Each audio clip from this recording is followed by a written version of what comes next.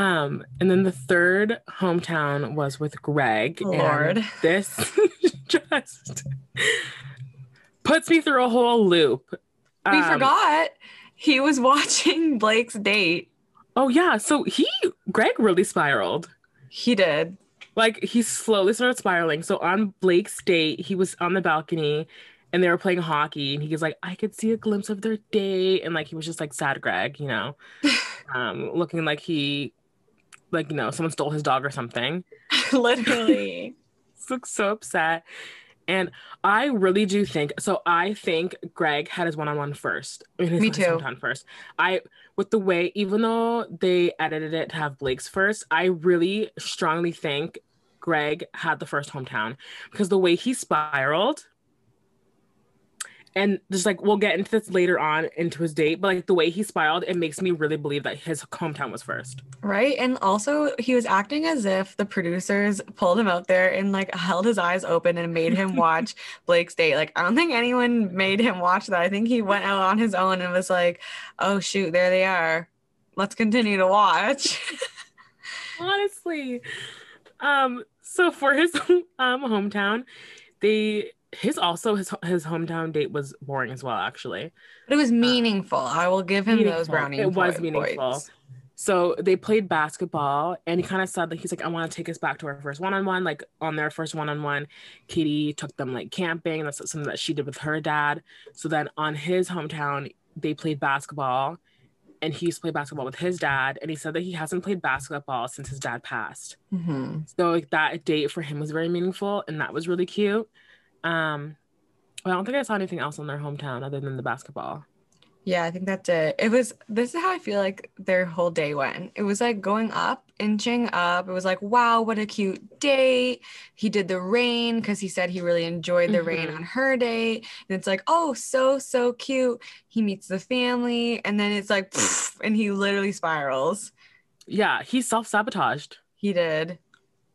So she met the family and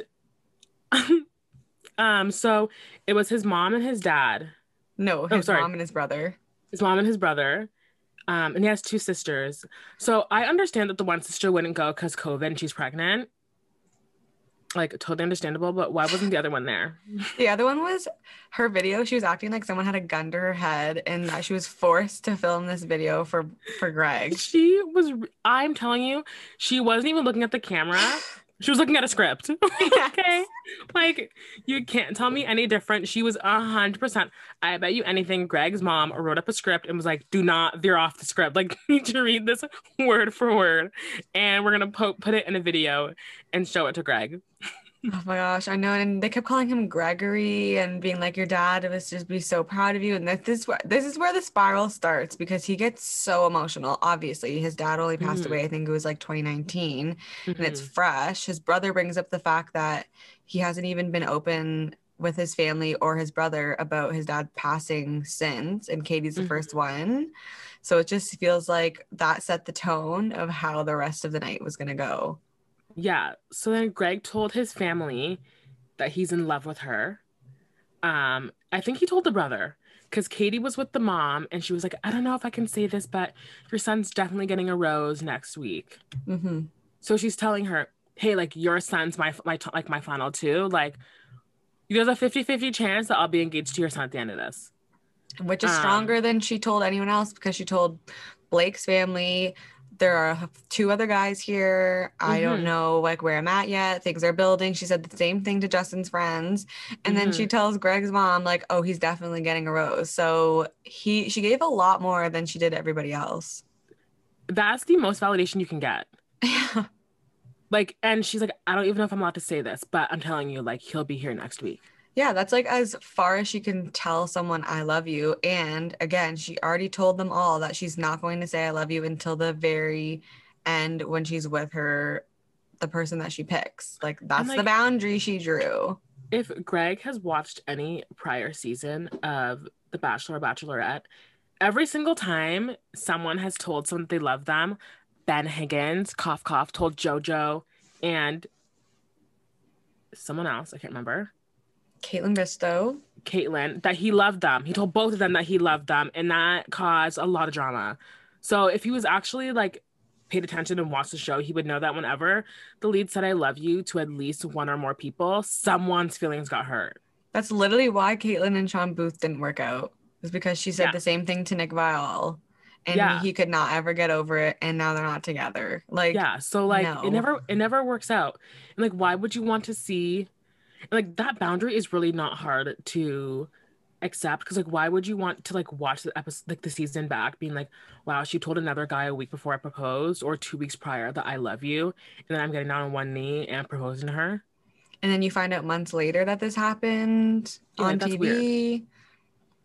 It's so, you know what I mean? It's just so weird. Mm-hmm. But he for sure started spiraling and then they were hanging out together and he tells her that he's in love with her and she doesn't give him the response that he wants. AKA, he wanted her to say, I love you too. Yeah. And then he had the biggest meltdown of his life. And he basically, at that point, I think he wanted her to be like, you know what? I love you too. Let's end the show right now. Give me the ring. She wanted a Claire and Dale moment. Yeah, 100%. And she didn't give that to him because, of course, like there are still two other guys. And like at the same time, you don't want to go back. And I see where she's coming from because like I would never want to like in the heat of the moment say, oh my God, you know what? I love you too. Like I want to end the show.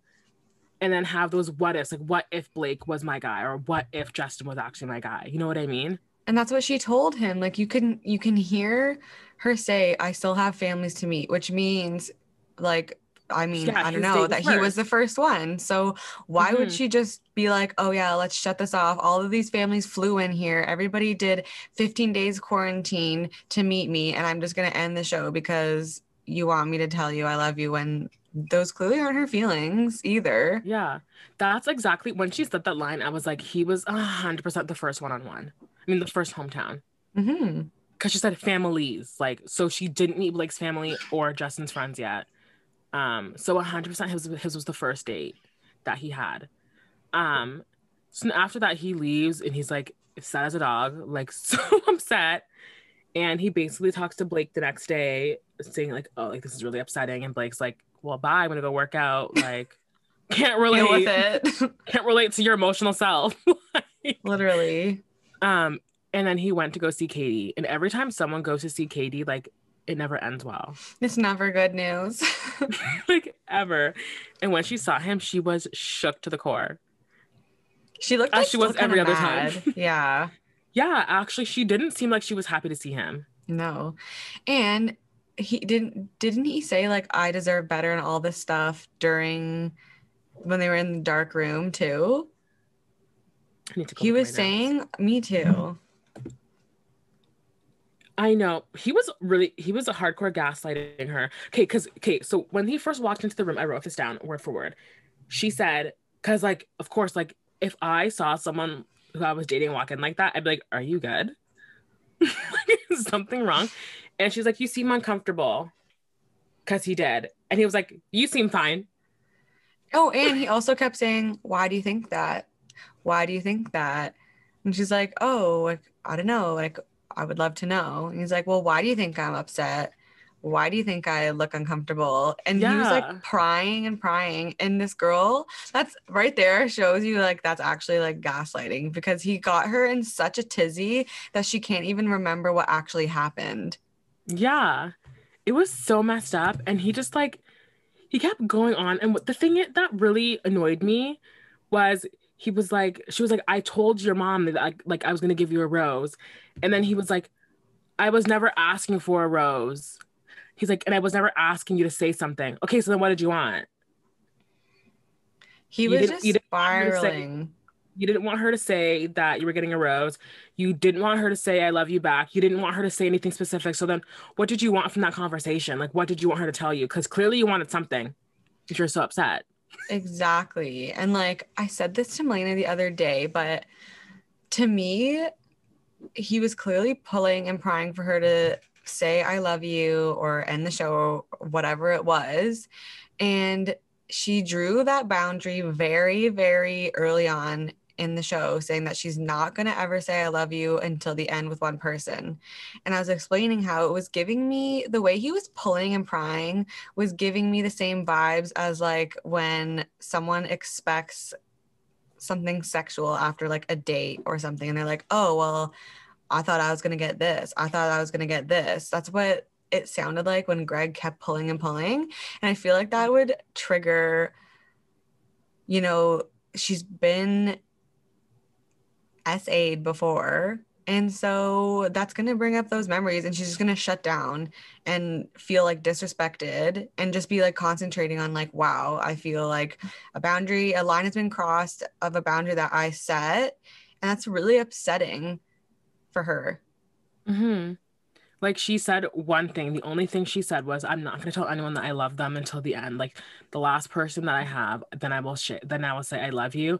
And you can't even accept that. Like the one thing that she said that she wants to keep to herself, 3 words, and you can't get over her not saying them to you. Like, I just don't understand where his head was at. He was like, honestly, and you said it in our text, like that's a huge red flag.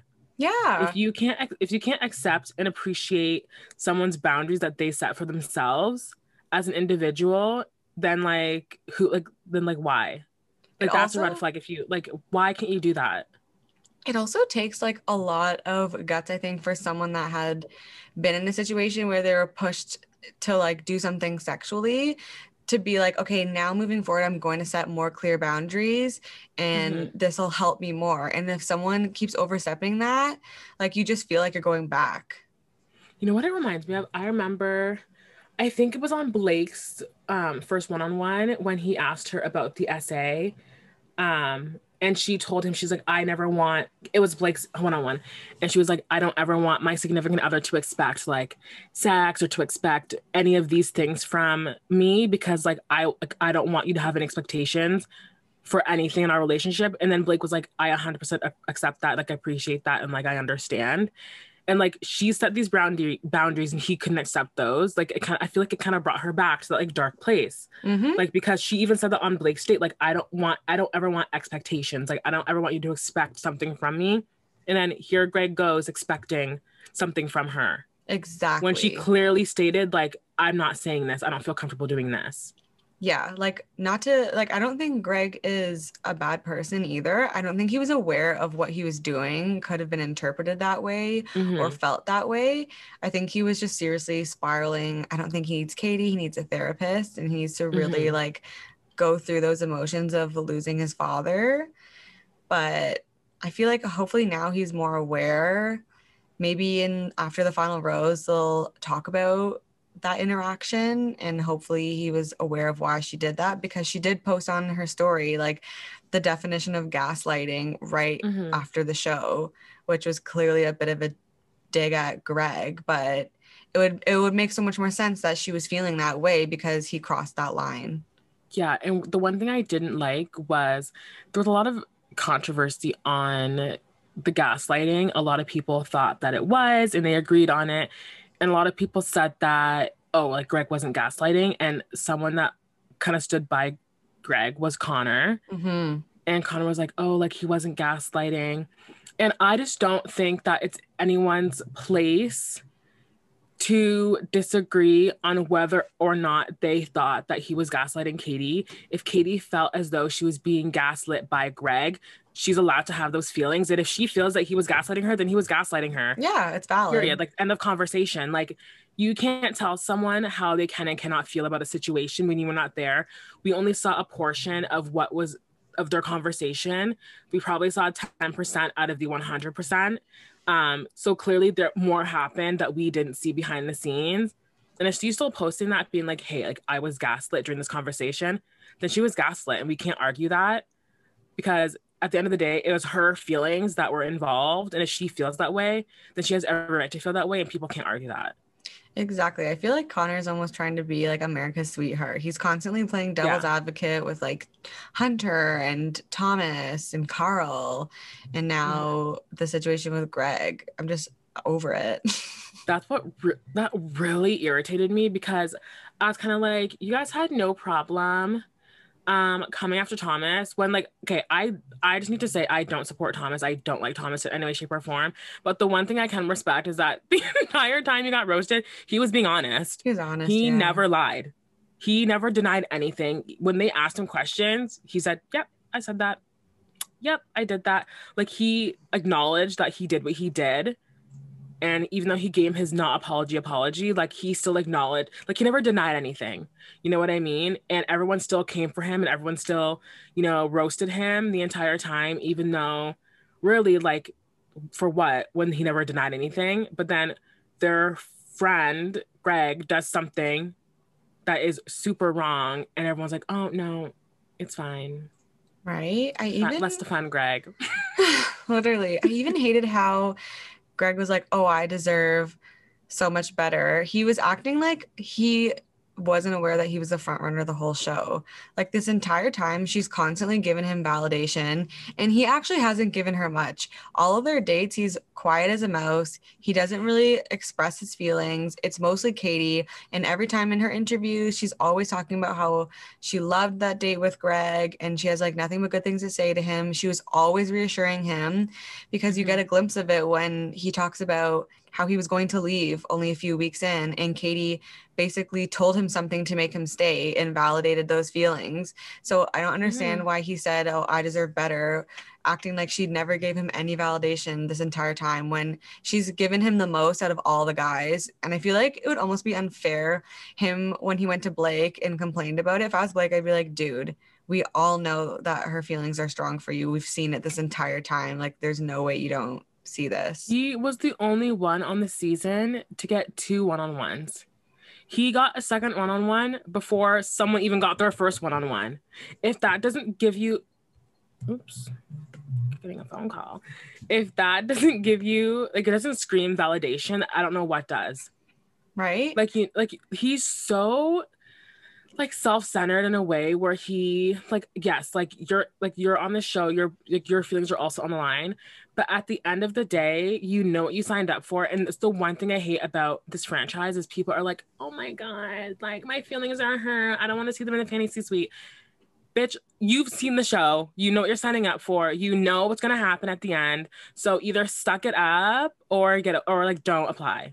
Exactly. This isn't the Greg show. This is The Bachelor with 30 other guys. Yeah. And like, yes, you're allowed to be entitled to your feelings. And of course, like it's easier said than done. Like I'm sure if I were on the show, I'd be in my feelings too.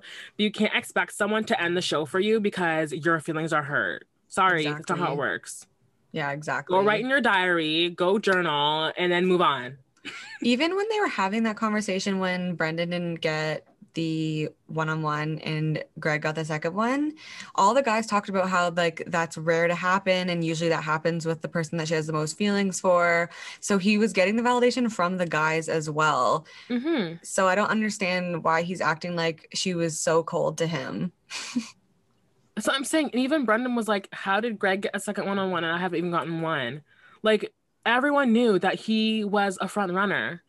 And then he just left her. It was blatantly obvious. Yeah. And he just left her on the ground by the pool and walked away. I would be honestly like livid at that point if I was Katie. That's so frustrating. I don't honestly, like, I'm gonna be completely honest. She handled it a lot better than I would have because I think I would have lost my mind. Me too. She ran after him and she's basically on her hands and knees begging him to stay, being like, what can I do for you? And he's like, no, I'm sorry, I'm done. Okay, but you just said that you were in love with her 2.5 seconds ago. Now you're done. Make up your mind. Like, what do you want? It was too much. Which makes me kind of feel like, okay, were the people right at the beginning of the season that he's only there to further his acting career? I just like, it makes me think. Me too. Because he never really, if you think about it, he never really told her what he wanted. No. She asked him, what do you want? He never really said anything because he said, I don't want you to say I'm having a rose. I don't want you to like validate me. But then he's asking for validation, but he's not telling her how to give it to him. He was just spiraling. He's just moping around, expecting her to read his mind. Exactly. And like, he could have just flat out been like, honestly, I was expecting you to reciprocate your feelings somehow, either physically or emotionally. And I didn't get that. And that's why I'm upset. But he didn't say any of that. Yeah. I think he has very bad communication skills And honestly, Katie dodged a bullet. Like, let's She be real, did. because like you are literally on a show, you're on a dating show that ends in an engagement. If you're in the final three and you can't communicate your feelings already, how are you going to communicate your feelings when you're engaged and when you get married? Like, a relationship is all about communication and, you know, meeting each other halfway. And she was meeting him 90% of the way and he was giving her 10%. Exactly. So it was never really going to work. I definitely think she, from like a viewer standpoint, she was more invested in their relationship than he was in the relationship. I agree. Even though he spiraled and he said what he said, he was in love with her, whatever, like actions speak louder than words. And she, actions wise, she gave the relationship more. Yeah, it was almost like he realized that fantasy suites were next week and he got nervous that he hadn't done enough and then just like spitballed everything and then it just backfired on him. Mm-hmm. I think his pride got in the way. I really think he left because he's like, at least if I'm in the final two and she decides to allow one of the other guys to propose, at least like I can break her heart and she can't break mine. Yeah, it's like And that's if like coping that, mechanism. yeah, and like that's selfish because like you know what you're signing up for. So like, and 9 out of 10 times the people that are left behind get the Bachelor. Exactly. Like they're like the next runner up for the most part. So I mean, I don't know. We'll see. Yeah. And now he's not even on Bachelor in Paradise. Thank God, because honestly, like, I don't think I could even like stand seeing him on my screen after Well, what he he did. might be an actor now. Well, I definitely will not be watching. And I don't mean to hate on Greg. It's just like it was just so frustrating to watch. I know, Like like the whole thing frustrated me. me too. And I'm looking forward to after the final rose to see if they get to talk about that conversation because I would like to Mm-hmm. hear his side to see how he was feeling and to see if he sees like Katie's side and then same with Katie to see like I don't think he meant to act the way he did, but it happened and that's how she Mm-hmm. felt and it's valid. Yeah, I definitely think he owes her an apology. For the way Major. he like reacted with everything. Um, so yeah, I hope he gives her that because I think like she does deserve it. Mm-hmm. And it really went from a 0 to 100 real quick. Like I didn't even see it coming. Yeah, no, me neither. But yeah, that is all. Oh no, honestly, we forgot to say that she ended up actually crying in the bathroom, and then Caitlyn had to go interfere. Yeah. You know what I she almost forgot reminded about that. you know what it reminded me of when I always say the same thing, but when they're like what can I get you? What do you need? And it's that episode of Keeping Up with the Kardashians and Kim's like, a gun. That's what that reminded me of when she was hiding in the bathroom and Caitlyn's like trying to ask her what she needs, what's wrong, and she won't open the door. Yeah. But Chris Harrison could never. Chris Harrison could never get on his hands and See, knees and be there for someone emotionally the way that Caitlyn was for Katie. I was thinking the exact same thing when I was watching the episode. She was literally sitting on the floor outside her bathroom, being like, Katie, let me in, like, let me in, like, let me Yeah. hug you. Like, she just sat there. And when Katie, like, snapped at her, being like, I don't fucking want you here, basically, she's like, okay, I'll just chill here on the floor. Because she knows, because she was in the same position with Sean Booth. And I think that Caitlyn knows if she was to pursue that relationship with Greg, it would turn out the exact same way it did with her and Sean Booth. And she just wanted to do everything she could to support her and guide her, even if Katie was pushing her away. Mm-hmm. I think Caitlyn handled it perfectly. Um, because I really feel like just like that alone, like Chris Harrison could have never consoled her the way that Caitlyn consoled her. Like it's very different. Mm-hmm. So yeah, it's just like honestly, I feel like for going forward, what I would love to see is like for the Bachelor, like have like a guy from Bachelor Nation host, and then for the Bachelor, I have a girl host because like it's different. Like Chris Harrison could have never consoled her the way that No. Caitlyn consoled her. Like No. those feelings and like he's never been through the process. He doesn't understand what it's like, but these people have already been through that and they know what it's like to be in that spot. So whether it's a shoulder to cry on or to give advice, at least they can give like actual good advice Exactly. on the situation. I think she handled it really, really well. Me too.